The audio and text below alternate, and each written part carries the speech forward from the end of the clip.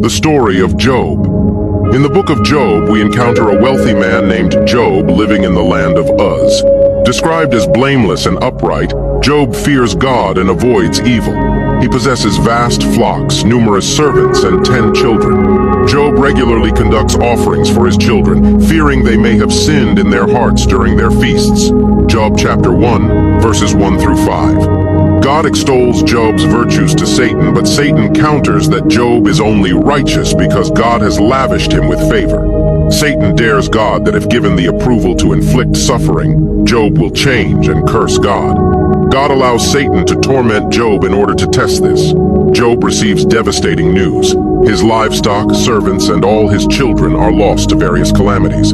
Despite his profound grief, Job remains faithful, tearing his garments, shaving his head, and worshiping God.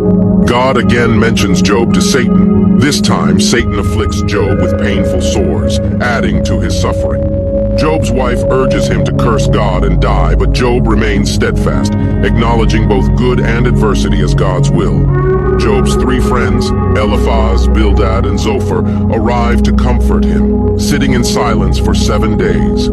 As the dialogue unfolds, they offer interpretations of Job's suffering. They believe it results from some hidden sin, urging Job to repent and seek God's favor.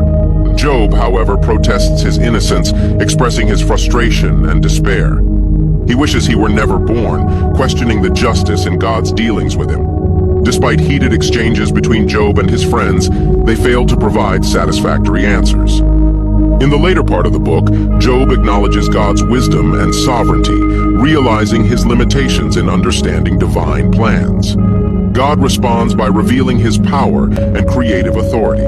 Job repents, recognizing his unworthiness and the need for humility.